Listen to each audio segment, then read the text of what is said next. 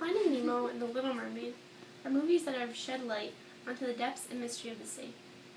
Through these movies, we've been able to see interactions between animals and their habitats and how humans have affected sea life. One way that we can personally experience this is by scuba diving. Although you won't actually get to meet a singing mermaid or see a clownfish that wants to touch the butt, you can experience the mystery and unravel the sea life by becoming an underwater certified scuba diver. Scuba diving is an underwater activity that allows a swimmer to have more range and mobility while diving. Because they have a breathing apparatus, they can go longer and farther. Today, I will introduce you to 3 major aspects of scuba diving to become a certified scuba diver. The things include equipment, training, and experience. The first thing that you need before you get into the water is equipment. You'll be covered head to toe in scuba gear. In order to see, you will need to wear a protective eyewear, such as a diving mask. It's like a normal goggles that protect your eyes and nose. In order to breathe, you'll need a breathing apparatus and an open circuit. An open circuit is a cord that connects the oxygen tank to the regulator, which is what you breathe from. The oxygen tank is carried on your back, and it contains the oxygen that you breathe. These vary in sizes based on the length of your trip and your weight.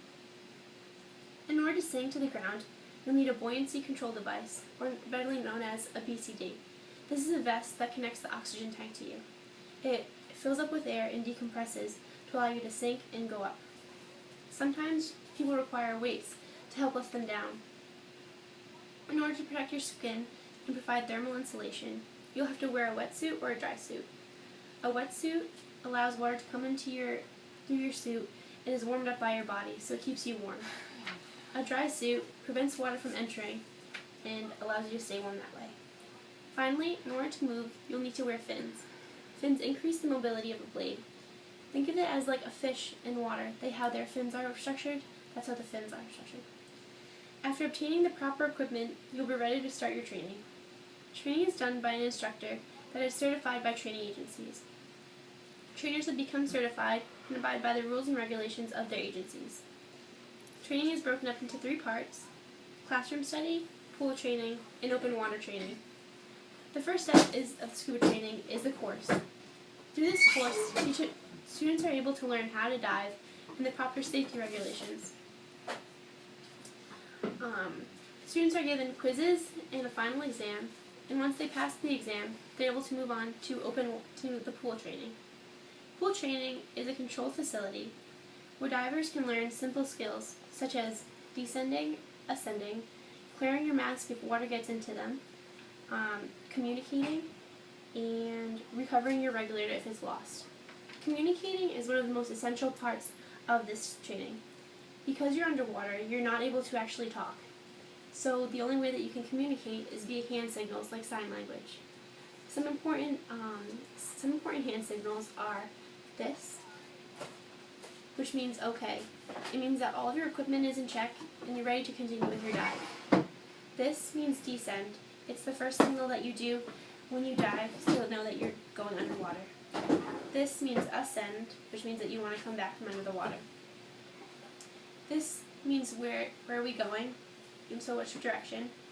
This means cold, so normally you probably will ascend after you get cold, and this means that something's wrong. This means stay there, and this means come forward. These communications are important so that you can let your other diver know where you are on your dive. The last step, after completing the course and the pool training, you move on to open water training. Open water training is completed after 4 training dives with your trainer. They're supervised so they're safe, and it's where you're able to demonstrate what you actually learned in your pool training. After your training is done, you move on to diving in the open water. After receiving all of your proper training and obtaining the proper equipment, the only thing left to do is continue diving to refresh your memory about what you've learned. There are multiple sites in Rhode Island New England that you can gain more experience, such as Cape Cod, Mass Bay, Black Point, and a couple others. A year after I was certified, I dove with my dad in the Disney World Aquarium in Epcot. It was interesting because you could actually see all through the water, so it was completely clear. You could see so many animals. I saw a turtle and a shark. It was awesome.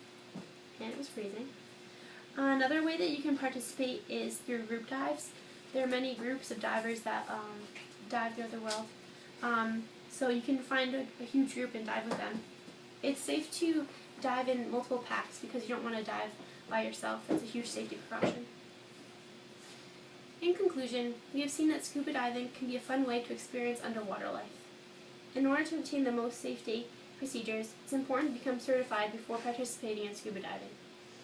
So in order to do this, you need to get the proper equipment, training, and gain more experience.